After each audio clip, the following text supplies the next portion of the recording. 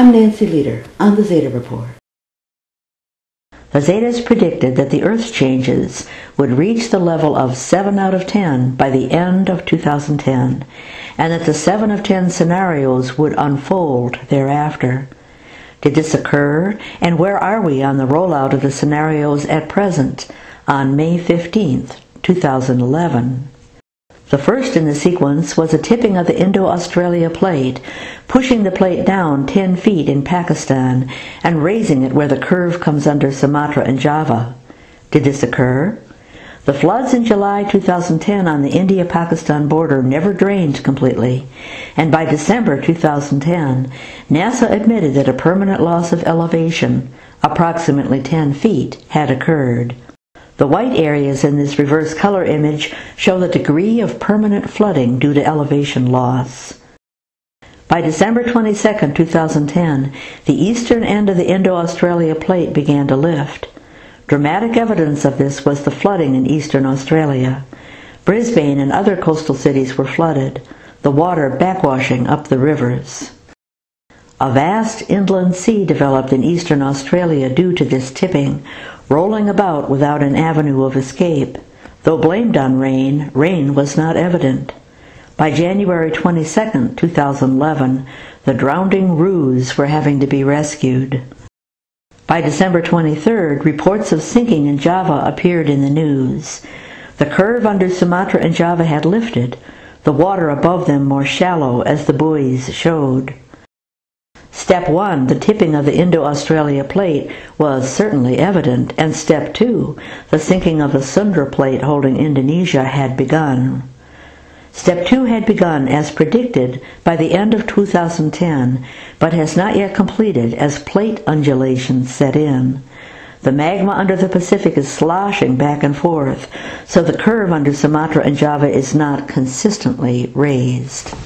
Nevertheless, though the press has been tightly controlled, over 700 press reports on flooding on close to 300 different locations on the Sunda plate have accumulated.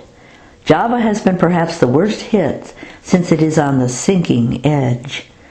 Red on the map indicates an area below the 80-foot sea level, and red squares are areas reporting flooding.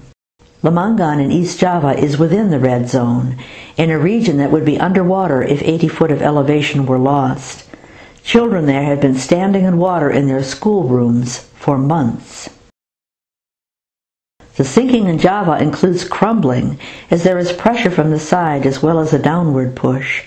Java is being crumbled like a cracker in the hand of God.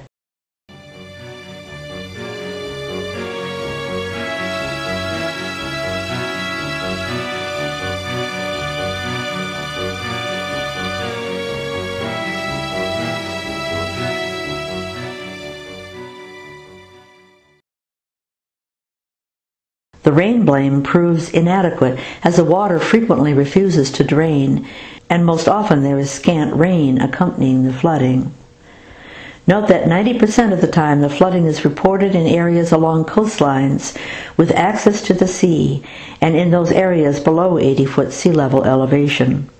Medan on the eastern coast of Sumatra is Indonesia's third largest city and is flooded.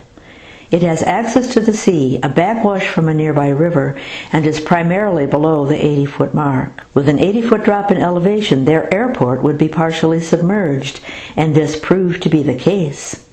The lack of clean drinking water is a crisis for many, with all the waterborne parasites and germs that can afflict those in a flood zone.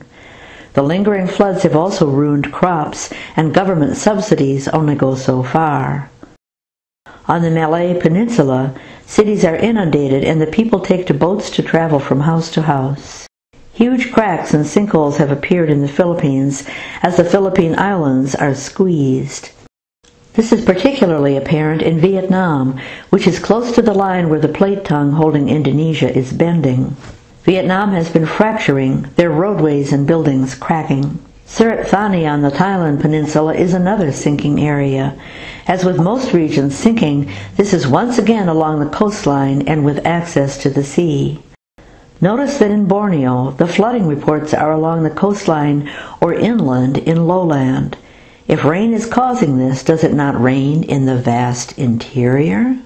The third in the 7 of 10 sequence is compression of plates in the Pacific, in particular the folding of the Philippine and Mariana plates. This was dramatically evident on May 1st when buoys in the Pacific all the way from Chile to the Aleutian Islands and down through Asia were showing an increase in the depth of the water. When compression of the Pacific occurs, the water disperses, seeking its level, but before it can disperse it heaps everywhere in the vicinity. Buoys in Asia, in regions around and to the north of Australia, showed this increase in water depth. This is more than a folding of the Philippine and Mariana plates, as the waters are heaping up to the Aleutian Islands and down past the west coast of the U.S. Per the Zetas, the Pacific plate is not one but 4 plates, and these are overlapping and compressing. The heaping is also apparent over the Cocos and Nazca plates off South America, down past Mexico and down the Andes to Chile. The South America roll is the 4th in the 7 of 10 sequence and has just barely begun. The Zetas indicated there will be synergy between this roll and the completion of the sinking in Indonesia. So the big drama is yet to arrive on this May 15th of 2011. Until next time on the Zeta Report, this is Nancy Leader.